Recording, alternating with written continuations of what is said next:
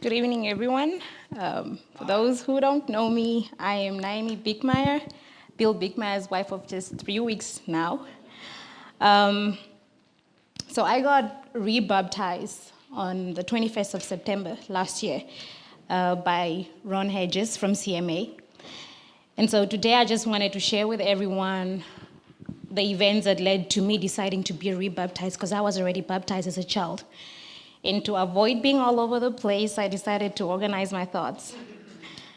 Okay, so I was raised by my maternal grandmother, who was a nurse and a single mom. And she raised me as a Christian. And like I said, like the normal Lutheran, I was baptized as a baby. And so my grandma always encouraged us to go to church every Sunday morning. And Sunday evenings, we always went to Sunday school. And she always, at home, we always knew, she always told us, the behavior that she thought God would approve and behavior that God wouldn't approve of. And so she always made that known to all of us, the kids that she raised. And I also went to a Lutheran high school where we had morning devotions and evening devotions Mondays to Friday. And on Sundays, we always had church, and there was roll call during all those times. So if you didn't go, you got in trouble. And so, as you can tell, at this point, I had all the foundations of being a good Christian. I had the tools of being a good Christian. But I didn't turn out to be a good one. I didn't live like one. I didn't act like one. I didn't think like one. I didn't carry myself like one.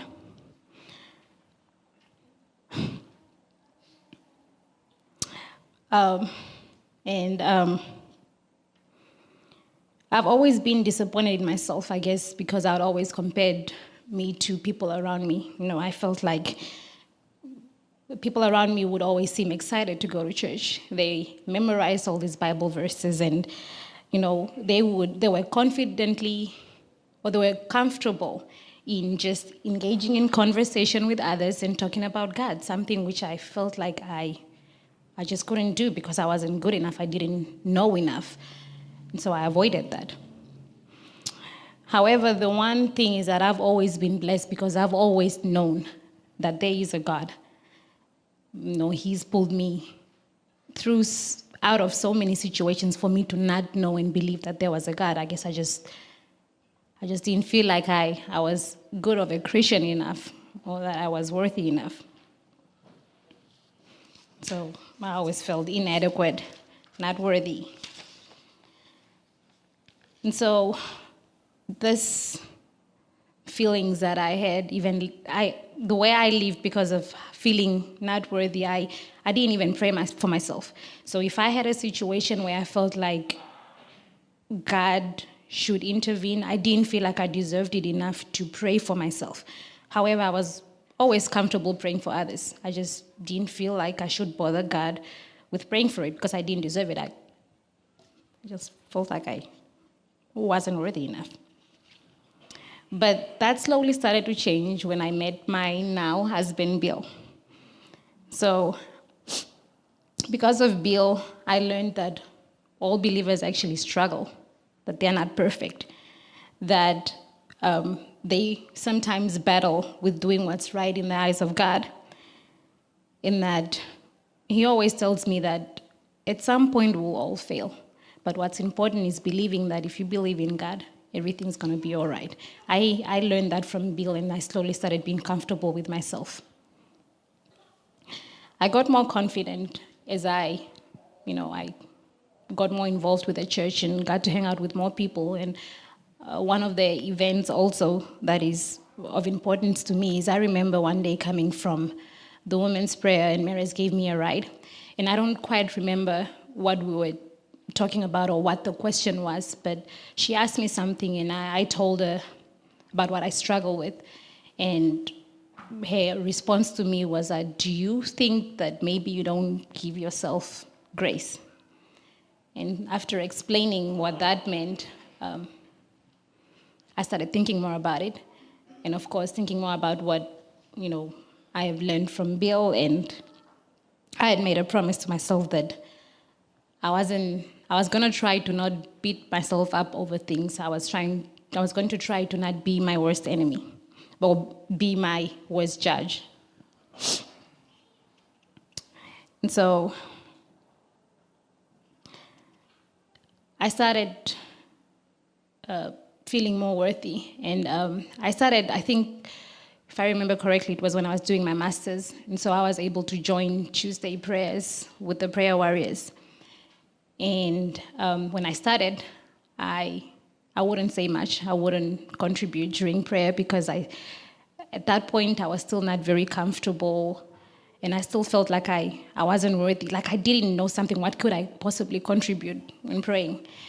But then I started telling myself, I mean, you wake up, you're here 6:30 in the morning, you might as well try. And so I slowly started trying. And when I got into it, it was amazing because you'd come out and you would feel energized. After praying, you would feel lightweight.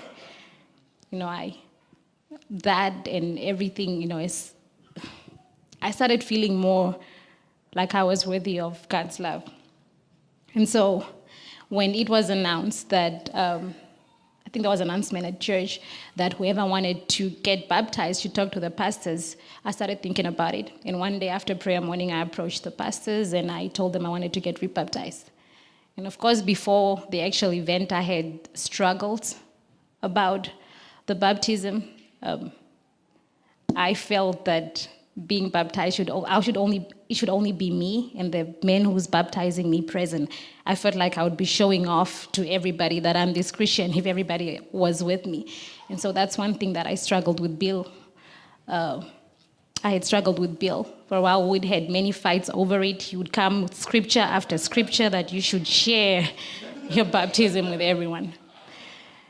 And actually, on the day of my baptism, I was still very determined to only be me and Ron present at the lake.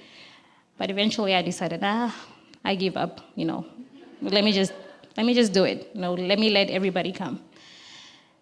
And everybody came. I was fortunate to have the CMA people there.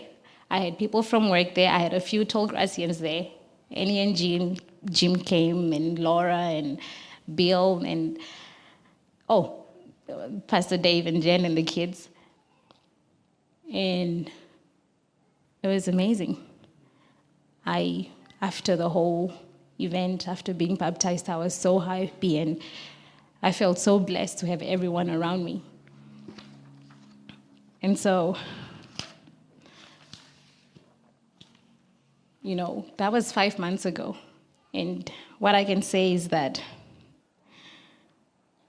my life as a Christian compared to how I was yesterday, back then, it hasn't changed much. There's still room to improve. However, what I am proud of is that I have now learned to give myself grace. And I have learned to accept that I'm not perfect. Nobody is. There's room to grow, but I'm not going to be my worst judge. And so that's basically what I wanted to say. Thank you.